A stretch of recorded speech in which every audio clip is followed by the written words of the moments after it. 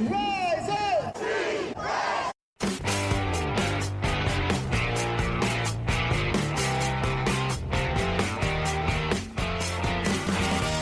This is the Rise Up See Red podcast, all about the Arizona Cardinals and the NFL, featuring insider and outsider perspectives. Enjoy the best hour of Cardinals talk on the web. Now here are your hosts, Jess Root and Seth Cox.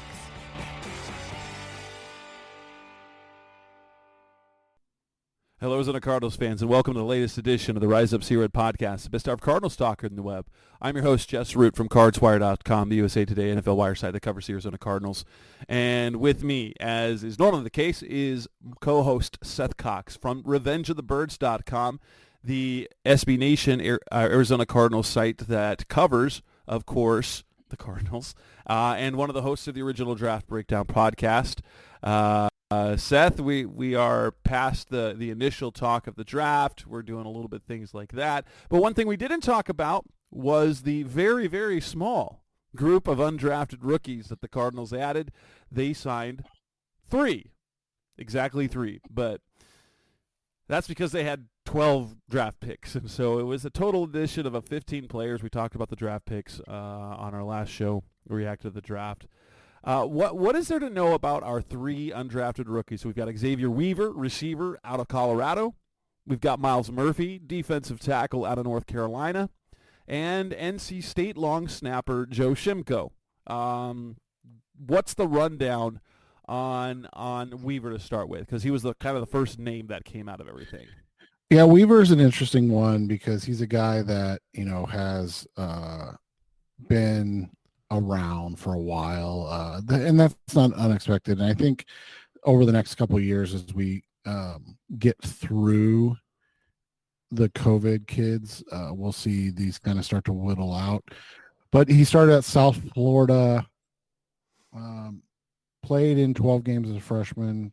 Fine season. I mean, for a freshman, if you listen to Justin and I's podcast, one of the things we always do, unless these guys are like freak athletes, like we throw out their freshman year if they play, because it's not fair to hold that into their average over the course of their career. So that first year, 12 games, 166 yards receiving. Second year, only 8 games, only 10 catches, but 136 yards receiving. So right around the same average, about 13.5 yards per reception. Year 3 at South Florida, we saw the jump. 41 receptions for 715 yards, over 17 yards per reception, and scored his first 2 touchdowns. That was the outlier. So it's interesting if you kind of like take that year out. After that, this guy literally just averages 13.5 yards per catch. Always. That's just what he does. And so, when you look at it from that perspective, he averaged 13.5 yards per reception his last year at South Florida. And then his 1 year at Colorado, he had 68 catches for 908 yards, 13.4 yards per catch. So, this guy was Mr. Consistency in terms of production outside of his like outlier burst onto the scene year. He's lean. He's really lean. Yeah, he's a decent height prospect, 6 foot, a little over 6 foot, but he's less than 170, which is as people know, that's a red flag for us. It's not a death knell, but it's definitely not ideal. And he has minimal return experience. He did a total of 21 punt returns in his entire college career. 8 last year for Colorado, and then 13 combined the previous 2 years of South Florida. Right. So he's an interesting guy that they added, but he's another kind of long, lean ex-receiver type that you can see. In that case, he's not a bad pickup as an undrafted free agent, but he has obviously those red flags that we talked about. None of them, nothing bad, just when you're sub 170 pounds, it's tough, man. He liked him. The Cardinals do like him, obviously, because I think they threw all their guaranteed money at him, all of it. Yeah, $225,000 of his salary guaranteed, 30,000 I think it was to sign, which all but locks him in as a practice squatter unless someone else snags him. Yeah, and so like you said, 21 career punt returns, 132 yards, average over 16 and a half yards per punt return last year for Colorado. So better than what he did at South Florida, where he averaged less than 12 yards. Anything over 11 is good. So, I mean, you can't complain about it, but obviously last year was a little better. Interesting that he was a second team all AAC player 2 years ago, his last year at South Florida, and then decided to move on to Colorado. I don't know if that was it like was it a Dion thing? Yeah, that's what you have to. Yeah, that's what you have to wonder, is that he was hopeful that, you know, it would have given him a smaller, or, you know, a little boost that he wasn't getting. I mean, we're talking about a program in South Florida, 111, 2-10, his like 2 big years that he was there. So it's not like they're a good program by any means. You know, so that's the thing is with him. He is athletic. He didn't do any testing, so we don't have any numbers, but you know, off the film, he moves well. And he catches the ball really well. And, you know, that's the big thing as a receiver, is that, you know, can you move, can you catch, and can you create space to get open? He does all those things well. The biggest thing's going to be is, can he hold up at his size, right? Like it's a lot different when you're a, you know, sub 4.25 guy like Xavier Worthy or JJ Nelson. It's going to be interesting for a guy that's 6'1" and 170 pounds. Like you said, that's just a very, very lean prospect. And then you add in the fact he doesn't have long arms or anything like that. Like it's a very small window of players that have produced with that frame. Now, that isn't to say he can't, but this guy reminds me a lot of like Dede Westbrook. I don't know if you remember him. Yeah. Out of and I think Dede wasn't terrible in the NFL. I think if I remember right, he had some off the field issues. I could be wrong about that, but I think that's what it was. But I mean, Dede put up 700 and 600 yards in back-to-back seasons as a 4th rounder. So, you know, if that's your high end of him, obviously fantastic. Low end, and we say this all the time. And Dede, I think his issue was an injury. He had a really bad leg injury in 2020. Okay, so yeah, and then, you know, we say it all the time, and we don't mean it in an overtly negative way, but when you measure at what he did,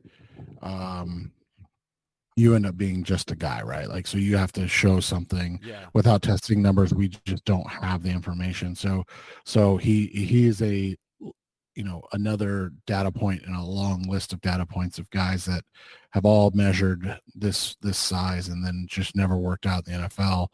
So we'll see how it works out for him. But like you said, he seems virtually a lock to be on at least a practice squad.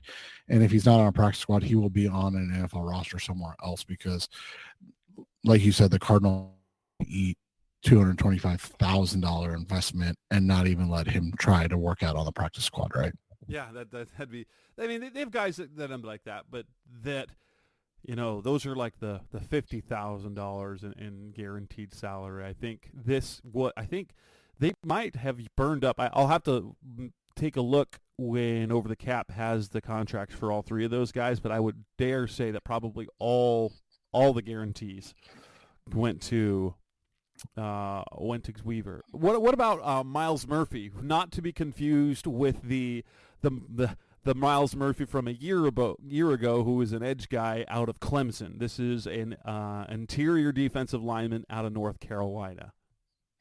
Yeah, this is an interesting one because, again, and like you said, not to confuse the guys, but this is a North Carolina, not South Carolina. Clemson's in South Carolina. So this is a guy that, you know, was at North Carolina for 4 years, played in a lot of football games.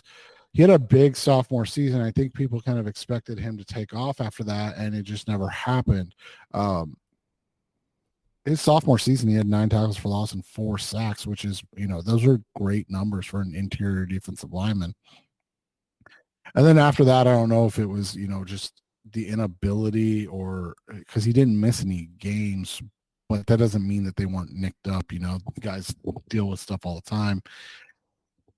And then he tested and he came out, as an incredibly below average athlete. I wrote about him today actually, and I was very polite in describing his testing numbers as average. Size-wise, good size, man. I mean, over 6'4", 310 pounds. He's a good sized guy. Interesting though, like not broad chested. So what I mean by that is his arms are a decent length, almost 34 inches, but he's got an actual small wingspan. So he's not like thick across the body. And then from there, his testing numbers, I mean, 26th percentile for his 40, 17th percentile for his short shuttle, 38th percentile for his vertical. His broad jump was above average, 55th percentile, but he's a guy that you wanted to be a height, weight, kind of give you something athletically. But the thing is, he's an incredibly disciplined worker, and he's a guy that is actually has that motor that doesn't stop running, and so he's kind of that hustle guy on the defense. He's not he doesn't show you anything in terms of pass rush moves or anything like that, but he's strong, he can anchor. I would be surprised with what they did if he makes this roster, but he could be an intriguing guy that they like for his size, that they look at 2 years down the road as like a Bilal Nichols type replacement. They're built similarly. Now Bilal was a better athlete, but they're built similarly. So one of those things to watch. But he seems at best destined for the practice squad, and more likely a guy that probably doesn't make the roster and not the practice squad either coming out of camps. Yeah, and the same lot, I think, despite as good as he was in college, Joe Shimko was, I guess, I saw the numbers somewhere, he had perfect snaps his entire career, was one of the top. He won the award last year for the best long snapper in the nation. That's about the only award you can win as a long snapper. Right, exactly. And so he comes good. He's good at what he does coming out of college. It's going to take a little bit, obviously, to unseat Aaron Brewer, as long as Aaron Brewer is healthy. But last year they stashed Michael Hembrough out of Oklahoma State for a year. He got put on injured reserve early in the offseason, I think right at the beginning of training camp. And so we'll have to wait and see with him. I want to look at Aaron Brewer's contract again. Yeah, I mean, that feels like the only way, right? Like if Brewer's contract's not overly expensive to move off of. So it's not out of the question. Brewer's guarantee is he got a signing bonus of about $83,000, almost $84,000, and then he gets a roster bonus of that same amount if he makes the team. He has no other guarantees, and so I think this is a case of, okay, kid, see if you can beat out the old guy. Yeah, and I mean, the interesting thing about him is that he's actually not as big as you expect. He's sub 6 feet tall, came in under 240 pounds. He ran a 5.08, so 5.0840, which is, again, it's not like if you see plays. Yeah, but you see plays on like the photo that they have on file for him for USA Today photos. It's not snapping the ball. He's down the field running on special teams, making the special field. So he gets down the field and makes plays as a player. Yeah, so we'll see how that all works out. But it's yeah, I mean, it's not an overly bad chance, but again, you're not, you're talking about a guy that didn't record a tackle in 2023, which, as a long snapper isn't your first job, just so we're clear, but also is, something that you would at least like to see once or twice, right? And then though I think it came up to what it was a 906 perfect snaps through his college career. That's not bad. And then and that's what the question becomes, because we know he can snap, right? And so the question is, can he do the rest of the job that a long snapper has to do? And like I said, that frame is relatively small, comparatively speaking, for an NFL long snapper. So again, we will see how that works out. Like you said, though, Aaron Burr's been around forever, and he is same size as in weight, about 240, but I mean, he's 6'5" as opposed to 5'11". So it'll be interesting, because it's just not something that you see very often. But I mean, Brewer is 34 years old. He'll be 34 shortly. He's been on the roster since 2016. I mean, he's been around forever. And we've seen, obviously, from when he went down and things like that, like it can go sideways quick with those groups, right? Remember, they brought in Canada, or was it Canada? Well, it was Cameron. In fact, it was Cameron Canada. That was before Aaron Brewer. He was the one that replaced Mike Leach. He came out of college as an undrafted guy, had the bad snap in week 1 in 2016 for Zane Gonzalez missed that kick, or I'm sorry, the other kicker that preceded him. Can't remember his name. I know the name and I can't remember it, but he missed the kick against New England. And then Canada ended up becoming the Steelers' long snapper for years. So it happens. Right. And that's the thing, is like, it's such a Chandler Catanzaro, by the way. Catanzaro. It's such a fickle position. So like, that's why teams usually, like, that's why you see most of the time when guys get replaced, it's because they get replaced via retirement, right? Like they're not just openly quitting, they're or getting fired unless they're bad at their job. And once you're good at your job, people are just like, oh, we'll just keep you around until you don't want to do this anymore, because it saves us the headache, right? Right. And no long snapper makes much more than the league minimum. Like, you might get slightly more than the league minimum, but not much. I think there's a couple million plus guys, and I think it's like, I've looked it up before because it's kind of baffling to me. And I forget who they are, but I think there's a couple guys that are million plus, but outside of that, it's like, that's literally nothing.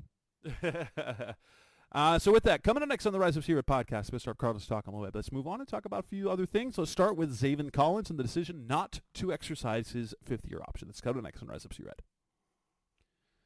We're back on the Rise Up Secret podcast, Mr. Cardinals Talk on the Web. One of the decisions that we got this week was actually an answer and didn't just come and expire. Like, no one asked about it at the draft. That might have been an oversight on all of our parts, but we weren't focused on the rest of the roster. But on Arizona Sports 98.7, Monty Ossenfort was on the radio with Burns and Gambo and was asked about Zaven Collins' fifth-year option. A couple months ago, they said they've got time to worry about that, and Ossenfort said they're not gonna exercise it. It would have paid him $13.25 million guaranteed salary in 2025. There is not anyone surprised about this. I think had they exercised the option, it would have come at a complete shock, right? Yeah, and that's what's interesting, right, is that I've seen a lot of people lamenting this as if it's a failed, that it's a failed pick, or the Cardinals failed him because they moved him from his natural position at inside linebacker to outside linebacker. And it's like, no, I think it's a mutually, beneficial thing in that the Cardinals aren't going to, I mean, obviously it helps Zaven if they pick up his fifth-year option because it's guaranteed money. I mean, it's literally, he's going to make that plus million. But the reality is that his numbers and grades as an off-ball inside linebacker were really, really bad in 2022. He had one of the highest missed tackle rates in the NFL. His average depth of tackle was not very good, meaning, he's making, I think he finished with 110 tackles in 2022. And like his average depth of tackle is over 4 yards, which is not ideal for a linebacker, right? You want those guys getting downhill and making plays. And so, it just ends up being a situation where they're like, can we get this guy to a second contract? And if we do, what's the best way to go about it? And for him, I think you're going to look at this as an opportunity for him to find his way and make his way, because the reality is the coaches and everybody love him. Oh, that needs to be, you cannot express that enough. Every single thing that has been said about Zaven Collins by Jonathan Gannon, by Nick Rawlis, has been glowing. They absolutely adore. And Gannon, it was earlier this offseason, said they believe he can become a premium player at that position. We saw him become their best run stopper. He had a little bit of juice early in the season with some pressures. But in fairness, this was the first time he was full-time at the edge. He came out of college. And there were some that wondered if he would be moved there because of his size. He was 6'4", 265. That's kind of the ideal build for someone on the edge for a lot of these defenses. And, he was asked to do that in one offseason. Nick Rawlis loves him. He does offer some versatility. He didn't just rush. And he was quick to point that out to me when I asked him at the end of the season after the finale. It's like, after the season on the edge, he's, well, wait, I played this. He did play off the ball. He dropped into covers. He played as an inside rusher. But I mean, ultimately, he was not that. His role was that of an edge guy that played multiple roles. He likes it. He likes the position. The coaches love him, and they see something in him. And I think if you want to go back to one of the television broadcasts early in the season, and this is information they get from the production meeting, he was referred to as a blossoming star. That's what this team sees in Zaven Collins, even though we haven't seen it. So I get it. Was made perfect sense. You don't lock him into that $13 million beyond this season when he hasn't done much to do it. But if he comes out and has 8-10 sacks, in his second year as a pass rusher, he could easily make that much in a negotiated contract. The truth is the Cardinals just have flexibility when it comes to that. If he doesn't end up being a prolific pass rusher, like with big, like quantifiable sack numbers, they'll probably still bring him back. But yeah, it's just they have a lot of options. It doesn't sound like the Isaiah Simmons situation a year ago, because the buzz around the time was that they needed to figure out where he fits best, because that was the company line last offseason. We're going to get everyone in the building. We're going to figure out where they fit best. And with Zaven, it's been, we believe it. We love him. We love Zaven. We want him here. We love what he's doing. And which is funny because it's that people aren't listening. Like, fans are not listening to what coaches are saying. Coaches and front office people will hedge things if they don't absolutely believe in a player. But they will tell you when they believe in a player. And if there is one person that they have, three players on this roster that get consistent praise. Four. I've got Kyler Murray. They gas him up. James Conner, Zaven Collins, and Budda Baker. The coaches gas them up any opportunity they get to. Yeah, and you look at it. I mean, you look at his projection and profile as an off-ball linebacker, right? And there are some really nice things there. Coming into it, he came in at just under 6'5" and about 260, which are, 95th percentile for the position. He has the long arms for the position. And then you get into the athletic metrics, especially. And his 40 time is slightly above average at 4.66. His vertical and broad were good. I mean, his vertical at 35 is 63rd. His broad's 122nd. But his short shuttle was always concerning. He was 35th percentile for short shuttle as an off-ball linebacker, which is, one of the key pieces to being an off-ball linebacker. You slot those numbers in as an edge player, and, he's a little undersized at 260, but it's not like it's anything crazy. He makes a really good 3-4 edge. Right. His 40 time goes up into the 79th percentile. His vertical is 71st. His broad is 81st. So, much better. But you put him on the edge, and that short shuttle goes from 35th to 66th percentile. So, again, what it's showing is that they're saying, hey, we just don't see the foot speed and then the instincts to be an every down off-ball linebacker. Like you said, they played him there. I think it was like 50 some odd snaps. But you put him on the edge, and this is a well above average athlete at the position.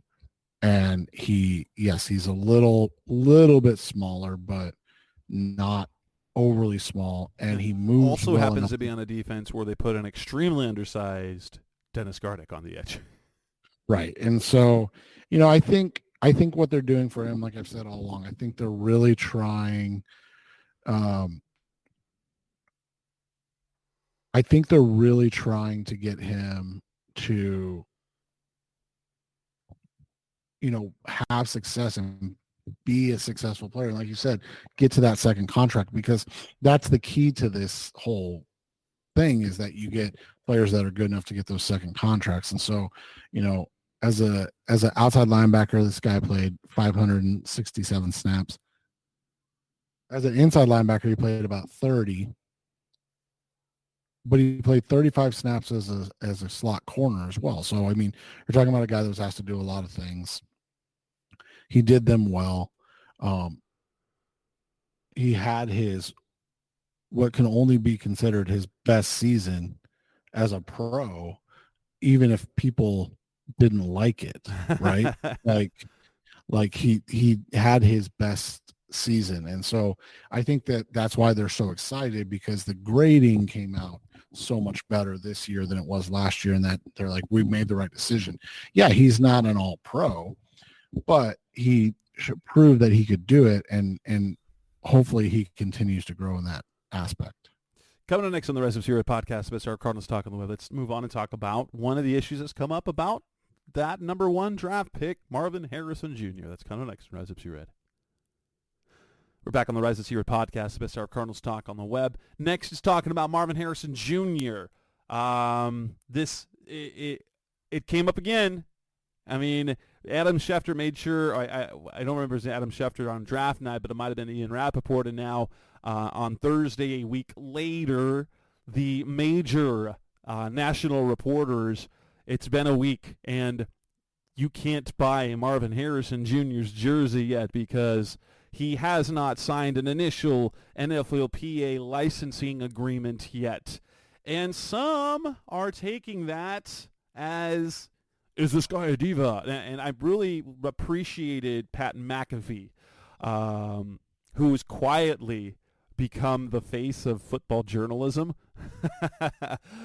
I actually get a real big kick at. I love the show when I watch it, but he gets the insight about that. Pat McAfee, who was not a member of the NFLPA for the last couple of years in his career, because frankly the NFLPA did not represent him all that well. Harrison, everything we're getting about there says there's nothing to worry about, but then there's this business thing where he's, I guess, trying to leverage more money, which, good for this business team. Is this a concern for you right now? Is it a concern for you at all that this is this minor distraction on the outside. I don't think this is a distraction for anyone inside the locker room because it's just about jersey sales, which doesn't involve anybody inside the building. But it is a talking point, and I will say this: the NFLPA / Fanatics are using the big name reporters as shills right now. It's not even say, hey, he still hasn't done it. It's like in bold caps. It's been a whole week, and Marvin Harrison Jr. still has not signed an NFLPA licensing agreement. You can't get his jersey. Yeah, I mean, that's just the reality of it. It's just about protecting the brand and the shield, and we know that with some of these guys, and we'll see how it turns out. Yeah, it's nothing to worry about. I mean, outside of me not having to spend any money, which is nice. So, well, plus we got to find out what he's going to wear. That said, it sounds like Fanatics, like on some of these prominent athletes, try to, other the NFLPA, try to get them locked up in his sophomore year,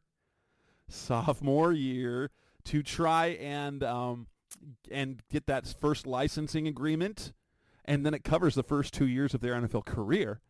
And Marv's like, nah, I'm a wait. And now that he has more leverage, because now he's not just a college athlete, he's not just an Ohio State Buckeye, he's now the number 4 pick in the draft, he's trying to leverage a little more money. I think ultimately Fanatics is going to have to, and anyone who's ever ordered anything from Fanatics knows how frustrating Fanatics can be. They've got all this stuff, but frickin' frack the amount of headaches that they cause. It's not a great it's not product. Your favorite thing. It's where you have to go to get all the good licensed stuff, but you come away like, but why?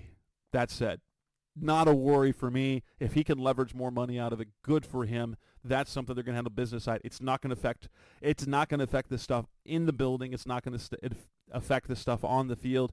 And for all the stuff that people might be worried about mentality-wise, he's just let his business guys handle that. That's probably driven by his father, let's be honest. Because everything that we've heard about him is as the human being, he has the quiet demeanor of a Larry Fitzgerald, the work ethic where he's starts off the day on the jugs machine, ends the day on the jugs machine. He's just a tireless worker. He's loved by his teammates. He doesn't make waves. He doesn't demand to get the football. So this is completely separate. I'm not worried about it at all, and I don't mind it. Honestly, I don't mind it at all. Yeah, and it's just one of those things, like you said, when off season comes, people just want to drudge things up to try to have a conversation about things that really don't matter. And with that, coming next to the Rise of Sierra podcast, best our Cardinals talk on the web. Let's talk about the draft picks. We've already reacted to them, but those 12 players that they selected, what role do we think that they will have in 2024, if at all? That's coming next on Rise of Sierra. We're back on the Rise of Sierra podcast, best hour of Cardinals talk on the web. Let's look at the 2024 draft class for the Arizona Cardinals and look at kind of what our initial expectations are for their roles. And with 12 rookies, with 12, not just the undrafted, but 12 draft picks, I believe they had 12 draft picks back a few years back. And the one thing we say about a draft class that large, if all 12 make the roster, that says a lot about the quality of your roster, because there's no way, it's an improbability, a statistical impossibility that you are going to hit on your talent 12 times to fill that roster. They're going to beat that. All 12 of guys can beat everyone else on the roster for their spot. So, yeah, I think Marvin Harrison, though, that's an easy choice, right? What would be obviously be kind of the expected role for him, right? Is starting X, leading receiver.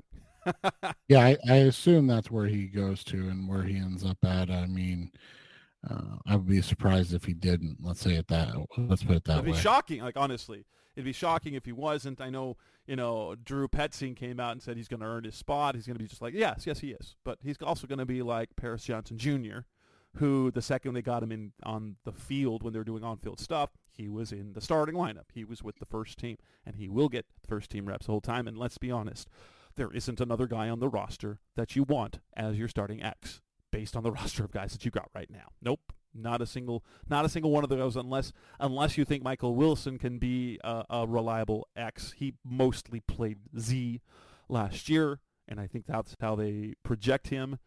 There is nobody else on this roster I want as their starting X. Yeah, I would agree with that. Go down to Darius Robinson, 27th pick, second first-round pick. I as a defensive lineman, I'm not going to say he's a starter, but I think it's clear that the expected role will be prominent rotational player. Yeah, I think we discussed this a little bit last episode. Expectation is probably the wrong word, but I assume that he's going to be a guy that comes in, plays quite a bit, and he and LJ Collier kind of hold down that pseudo defensive end role in the 34 defense. Yeah, because if you're looking at the starters, the quote-unquote starters, right now you get LJ Collier, you got Justin Jones, you got Bilal Nichols. I mean, are you going to expect him or think that he's going to beat out any of those guys too that just signed pretty large contracts relatively in free agency? And LJ Collier, a guy that they really liked. Honestly, they felt really good about last year, and for like the 3 snaps he was on the field, like leading up to the regular season opener, there was a lot of, he was a high reward guy with a low risk, and he looked good. He looked good at what he was doing, only to then tear his biceps. Now, LJ Collier's career arc suggests that it might not be long before Darius Robinson is in the lineup because Collier's career has been marred by injuries. That said, I would expect him to be sort of D lineman 4 or 5, wouldn't you guess? Yeah, I mean, I think he's going to come in. He'll compete for that 3 spot, like we said, as one of the starters, but he'll probably end up being, and I've told people this for years, like, especially unless you are a complete, like, freak of nature, coming in as the number, as the backup and getting those 50% of reps, that's not a bad thing. You get the same amount of reps. You just don't start the game. Yeah. We go to the second round pick, cornerback Max Melton. He seems like a guy that is, now granted they drafted 3 cornerbacks, and you look at him and Elijah Jones, both as guys who could potentially play, but wouldn't you say that the hope would be that Melton is probably, and forgive me if I forget, did he played both inside and out, right? Yes, he's done that a lot. Okay, so I think he will, like, you would want to see him as either your number 3 corner behind Sean Murphy-Bunting and Garrett Williams, the role being whether or not he's boundary or whether he comes just in as the 3rd guy to play the slot. Yeah, it'll be interesting to see where they, kind of slot him in this year, no pun intended. And he figures into the defense. You got a guy in Max that, last year, 22, which is last year when I'm referring to the new draft class. Last year, 500 snaps at wide corner, but he played a lot like as a slot kind of box type of guy too. So it's not like he didn't do it.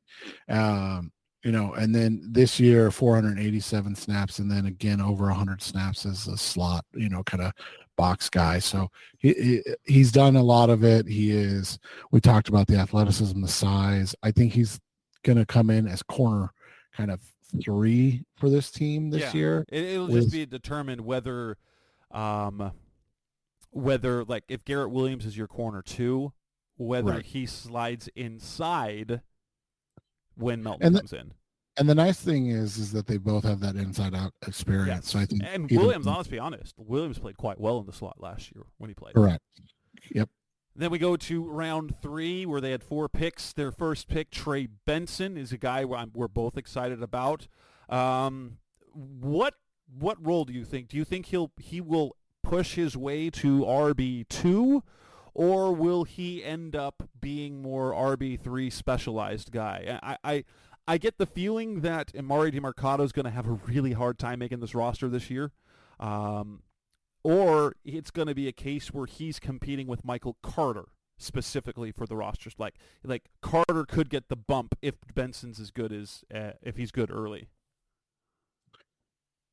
Yeah, it'll be interesting, man, because I just feel like it's gonna be James Conner, and then when he needs a blow, it'll be Trey Benson, and then Michael Carter will be the guy that gets some specialty work. I feel like, and this is definitely one of those situations where, we like Amari, we hope we're wrong, but just feels like Amari Demercado is the odd man out. It does. It feels that way because they just gave a 3-year deal to DJ Dallas, and he, at minimum, is going to do what Demercado did, and plus play special teams and be probably the primary returner. So now I could see if Demercado shows that same reliability where Benson is the reason for Carter getting cut or traded. I like Michael Carter and what he offered last year, and it would be I think the running back room, if you have a running back room of if you end up with 4 backs on the roster, you've got Connor, you've got Carter, you've got Benson, and you've got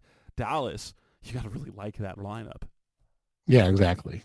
Then we go to Isaiah Adams, the guard out of Illinois.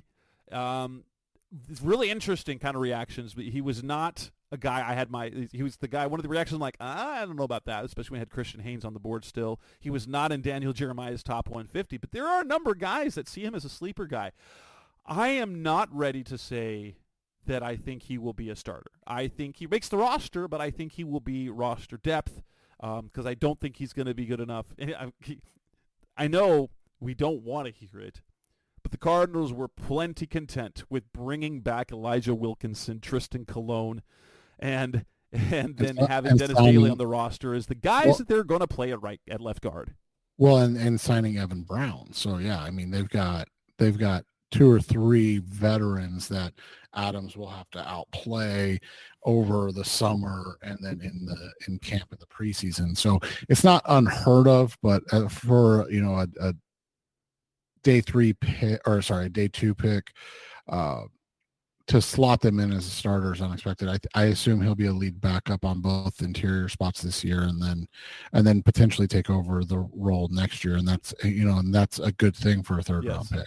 Yes. So you go to the next third-round pick, which was teammate Tip Ryman, their blocking tight end. I think his role is fit perfectly for him. He will play the Jeff Swaim role, and he will play a significant part of this offense, even though he won't play a significant role statistically on the offense. You're going to get Trey McBride, you're going to get Elijah Higgins, you're going to get Tip Ryman. And barring him struggling with the mental side of things, I think someone that good and that physical at blocking, you just put him in and say, okay, put that guy on the ground.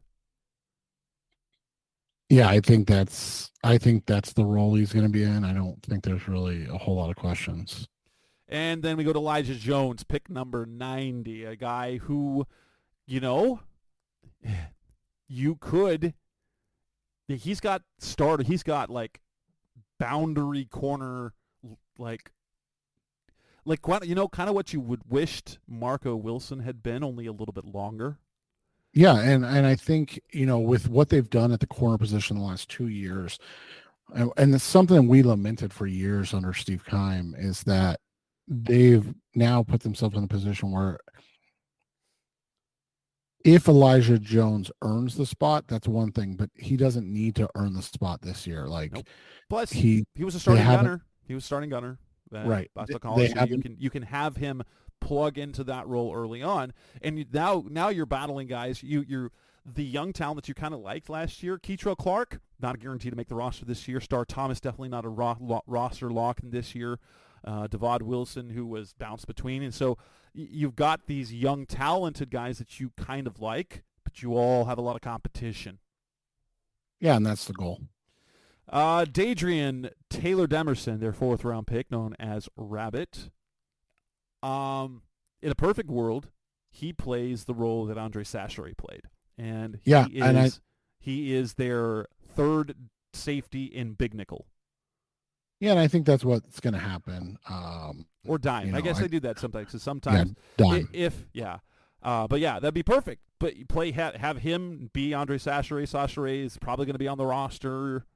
He does stuff on special teams, or I don't know if Sacheret is a lock for the roster because Joey Blunt is a stronger special teams player. And then you got Bobby Price, the other cornerback, who's strong on special teams. But it would be great to see Rabbit kind of win that number 3 role as a rookie, and then kind of put himself in place to make the front office be able to make a decision as to what the safety room looks like, with Buddha hitting free agency next year. If they like Rabbit enough to say, okay, that means Buddha, you can go get paid one more time, and we love you, but it's Rabbit's turn. Yep, and I think that's where they're at right now. We go to round 5, and we get Xavier Thomas, the edge out of Clemson. I don't expect him to start, but I hope he's good enough to make the roster and play, the Victor Dimukeje role. Like, I think if he's going to replace someone on the roster, maybe it's Dimukeje. But let's be real. As much as we liked Cam Thomas 2 years ago, he disappeared, and he might just simply replace Cam Thomas. Yeah, and that's where I'm thinking is that he's going to get an opportunity. I just don't know where Cam Thomas fits in this roster anymore. And because Dimukeje, his playing time ebbed and flowed, but you got the feeling that he was well liked by this coaching staff, and the roles that he did pretty well. Like, you'd see him, he had the sacks early in the season. It didn't much. No one had sacks down the stretch except for Dennis Gardeck on that fake sack when Justin Fields ran out of bounds. But Dimukeje, he did a lot of good things in the run game as setting the edge. He basically outperforming what you would want from a 6th round pick out of Duke. And Thomas outdoes what Dimukeje does athletically. And so you've got flashes of what could be because of the type of athlete and the expectation he came in to college with. I wonder if there's still a ceiling that he hasn't reached despite being a 5-year guy. Yeah, and that's what's interesting about it is that you're looking at a situation where 2 guys that weren't drafted here, because the other one we didn't talk about is Jesse Luketa, right? Yeah. And Luketa, he's hard to get rid of. Yeah. And so you got 2 guys that weren't drafted by this group. They're both, kind of at the end is probably the wrong word, but like you said, kind of at the max of where they're going to get to for this team. And they've had, the fact that they've both been on the roster for 3 and 4 years respectively is impressive, right? Yeah, it really is. You go on to Christian Jones, the tackle out of Texas. He's the guy that I'm like, it's going to be hard for him to make this roster. He's going to have to beat out Kelvin Beachum. And do you want to not have Kelvin Beachum on the roster? So the only thing I can think is this, Jess. So you go Jonah, like the 5 starters in no specific spots. Jonah, one of Wilkinson or Brown, Froholt, Hernandez, Johnson. Okay, so that's 5. We're going to assume as Isaiah Adams makes the roster, so that's 6. Then obviously one of Wilkinson or Brown is not a starter, so that's 7. So that leaves Beachum, Cologne, and Dennis Daly, and as well as John Gaines. So is Jones a lock? I doubt it. Is Beachum a lock? I feel like they wouldn't go into the season with Jonah Williams, Paris Johnson, and Christian Jones as their 3-man tackle rotation. Right. And unless John Gaines is doing more than we expected, and or so then they feel comfortable letting go of Wilkinson or Cologne then it just feels like Which in that case, they'll have to eat some guaranteed salary on both of yeah, those guys. like 1.5 millish, right? And so that's why it's going to be interesting because you don't see where the fit is. But And it's I okay. also don't. The practice squad works, honestly. But we Yeah, also that's the whole have questions like he's got the athletic red flag, so like I'm mentally prepared for this. Like Dorian Johnson, plug and play starter. Dude couldn't move. So I will not say he's not going to make the team at all. It's just going to be really hard for him to make the roster, barring injury, let's say. Yeah, that makes sense. Tajon Palmer, receiver. I don't know. Yeah. I genuinely don't see it. I like Tajon. I don't see it. Well, I mean, look at if you've got Marv, you've got Wilson, you've got Dortch, then you've got Chris Moore, a guy. I'll have to take a look. I think there's some guarantees there. I think we said on the last show the spot he could fit is he could potentially be a Zach Pascal replacement. Yes. But Pascal is a veteran that's done it, and TJ is a guy that is going to have to. And Chris Moore also felt like that signing because they guaranteed they gave him $500,000 to sign and guaranteed $250,000 of his salary. That sounds like a guy they anticipate being on the roster. I'm not going to say that's going to be the be all end all, but when you've essentially given them $750,000 for a guy that's going to, you expect him to be on the team. So you've got Marv, you've got Wilson, you've got expect Dortch. Is a good word, Jess. You've got Moore, so you've got 4 spots, and then you get 2 more slots to compete for, where you've got Pascal, you've got Weaver, you've got Palmer, plus all the guys who were on the roster last year in the offseason. So yeah, Palmer's the one I'm like, and honestly, same thing about Caden Davis. Like the little guy, interior, like I will be surprised if Palmer or Davis make the roster this year. That doesn't mean they won't be able to stick around and have a role in future years. I just think that those 6th and 7th rounders are going to have a heck of a time making this roster. Yeah, it's a different time, right? Like it's not, and it's Jaden Davis, not Caden, but Jaden Davis. Oh, yeah. Why did I say Caden Davis? Is there another Caden Davis somewhere? Probably. So, and I had to double check because I was like, I think that's right. And then I was like, wait a second, I don't remember.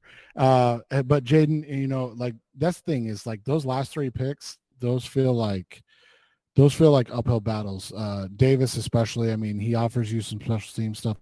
He has not done much as a actual corner, and like we said, with all the investments they've made at cornerback the last 2 years. Yeah, that's they've now drafted 5 cornerbacks in the last 2 years, and then they signed Sean Murphy-Bunting as well. So, right. So it just feels like it's a different, again, it's a very different spot than they've been in for the last couple of years. So, I never say never in the NFL. We've seen a lot of guys make a lot of rosters that we were shocked about. But it feels like an uphill battle, especially for Jaden. But that said, like if you look at the totality of the class, you've got starting X, you've got rotational plays a lot defensive lineman, you've got starting cornerback or part of the starting 3, the top 3 corners that play significantly. You've got backup running back in your draft class. You've got third safety. So that's 5 of your draft picks that we anticipate should have some sort of decent role on offense and defense. And tip, so 6. My goodness, Ryman. Yeah. So that's 6. You include Ryman, and that's a total of 6 of their 12 draft picks have important roles, not just bit roles, but important roles on offense and defense. We're not even talking about what they do on special teams. So right, yeah. And something you said earlier, right? They only picked up 3 undrafted free agents, and I think one of the things to remember is that this is a franchise in their first year, or sorry, second year now, that They've drafted 21 players the last 2 years, and every player from last year's draft was on the roster, every single one. So, 21 drafted players. It's hard to see 21 guys on the roster. So some of the guys from last year and then this year are going to start to not make the roster, and that just needs to be something that people understand and expect. Yep. And with that, we will wrap up this edition of the Rise Up C Red podcast. Special Cardinals talking about. It's been episode 539. We will be back again next week. We'll figure something out for that. I'm sure there'll be content. As we're going to get close to, we're a couple of weeks away from. We probably won't be going to talk about the schedule. The NFL schedule will come out, but probably. Maybe we can, if we record a Thursday night show, we can talk about the schedule then. But we'll figure something out. That's Seth Cox. I'm Jess Root. Thanks for listening as always. Thanks for listening to the latest edition of the Rise Up C Red podcast. Listen to previous episodes and subscribe to the show on Apple Podcasts, Stitcher Radio, Audioboom, or many other podcast platforms so shows are delivered directly to your mobile device. Please give the show a 5-star rating and always support the sponsors who support the show. We'll be back soon for the best hour of Cardinals talk on the web. Rise up, Red C, be Red C Red, and of course, Rise Up C Red.